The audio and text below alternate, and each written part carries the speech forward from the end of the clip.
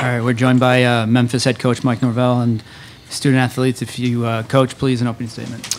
Yeah, first off, congratulations, Wake Forest. It was a hard-fought game. We knew it'd be a four-quarter game till the end, and it came down to one play. And as you sit back and you look at that contest, there's a lot of one plays that could have made the difference. I was proud of the way our guys competed, how they responded at the end. Faced a little bit of adversity throughout. Some guys that went down, some guys had to step up into new roles, but at the end of the day, just didn't do the things necessary to win that game. And so my heart goes out to our seniors. They did an incredible job, over their time. Really represented this program well. We wanted to finish with a victory here today, and it hurts. It hurts for every person in that locker room, every coach. But at the end of the day, it comes down to those detail things, and that's something we're going to have to continue to improve on. There's an unbelievable foundation that's been built here, and we're excited about what the future holds. It hurts to have these experiences. We come up a little short. We have questions, and we also have student athletes: Brady White, Tony Pollard, and TJ Carter. Questions for Coach or the student athletes? Coach, kind of what happened in the second half in terms of the defensive adjustments, either by Wake Forest or your offensive struggles? Kind of, what would you pin that on? Yeah, we didn't do a very good job of getting the run back established. Had too many negative plays.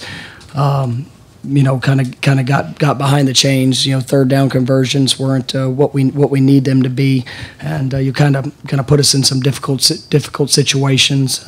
Wake was doing a good job of mixing up their fronts. We struggled with some of the things that they did up front, and then we had some missed opportunities. And when you're sitting there, playing in a game that's kind of back and forth like that, you got to capitalize on the opportunities that you get, and we didn't do a very good job of that. Mike, the last 4 minutes of the game was kind of like a game in itself, like a truncated version of a full game. Just what went into what was your job like in that 4 minute span? Yeah, we just kept talking to our guys on the sideline, just continue to play, and we were struggling there, at times in the third quarter, early in the fourth, that getting things going, offensively, but. I just continue to play the next play. I thought our guys responded. We were able to, once we hit a couple big plays, the big catch with Sam Kraft kind of sparked the drive. He hit some good runs, opened things up. I fully expected us to win that football game, and when we went down, tried to eat up a little bit of the clock there, before the last touchdown, and then. They had I think it was a minute left on the clock, and they were able to march down and go score the touchdown. Our guys, there wasn't any panic. We knew we had good field position after the squib kick. We needed to get down to at least get in the field goal range. Had the big play to Magnifico. You missed an opportunity there with a shot to Coxey, but and then at the end, it's just didn't finish.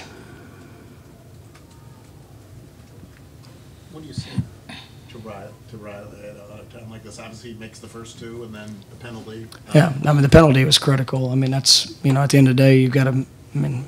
People are going to move, they're going to shift. You can't have those things that show up. And you talk about little details. That's kind of a big one. Riley had, like you said, had hit the first two. But at the end of the day, we just got to maximize the opportunities that we get. We got to be more disciplined, and that's something that we're going to have to continue to improve on. Mike, two decisions. I just wanted to hear what you had to say about them. Going for two after the touchdown, and then also that last before the field goal, the going run, then taking a shot, and then deciding to set up for the field goal and the tie. Just take me through your thinking with those two decisions. Yeah, they're going for two, wanted to make it a 6-point game. Force them that if they did happen to score, that we'd still have a chance to keep a tie game if we were able to block the extra point. And then there at the end, we tried to hit them. We hit the big play. We had multiple timeouts. we wanted to be able to see if we could pop a run there to with I think it was 19 seconds left. We took the shot to the end zone, and then obviously with just the one play, wanted to make sure we had a chance to tie things up on the third, and it was a third and long. Didn't want to risk not having the best shot at being able to tie that game up. Had all the confidence in the world in Riley, and just came up short. You said at one point this season, Mike, that this is sort of how games work. Like it comes down to one play or two plays. When you were struggling earlier in the season, you weren't making them, you made them. But I mean, is this sort of like, this is football? It is, and that's where you look at you look at our team. There's some. We had some great seniors. There's 8 guys today that played their last game as Memphis Tigers. Did a wonderful job. We have a lot of youth on our team, and our guys have to learn from the experiences that we've seen. We got to do a better job of finishing. We need to continue to see that leadership emerge there at those critical moments, making sure that we're executing at a high level. But I can tell you, I'm excited about the guys that we have. I'm excited about what the future holds. We've been able to recruit at a really high level. There's going to be guys that it's going to be a new team next year, and it's one that we've got to grow as a program. I'm really proud of the things our guys have accomplished, the things that they showed throughout the year to get to the point to be an 8-win football team, to be back-to-back West Division champions.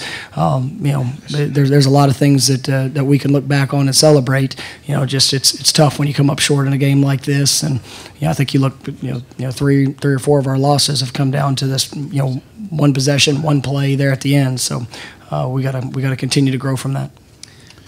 Brady, during that last scoring drive you guys had, what changed for you guys? Were you able how you guys were able to just click on offense on that last 2 drives? I think we just executed the way we know how to. We were able to reestablish the run game. Our O-line did a really good job, coming off the ball and creating some lanes for PT and TP, and then they obviously ran the ball really well. So we were just taking what the defense gave us, and then we're able to punch it in. Wish I could have gave Coxie a better chance on the 2-point, and then the last drive had a big play to Joey, and then obviously had the run, and then the shot to Coxie and the set up the field goal. So I think we just went out and executed the way we did. So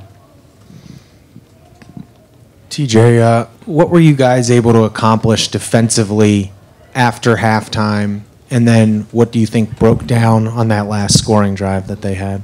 Well, the main thing, we went in, made adjustments. I feel like it came down to who wanted it more in the second half. I mean, I feel like the coaches always put us in great position to make plays. It's just up to the players to make the plays. And, the last scoring drive, coach made the call, and we didn't play the coverage like we needed to, and we gave up 2 big plays, including myself. So, that's it. Any final questions for coach or student athletes?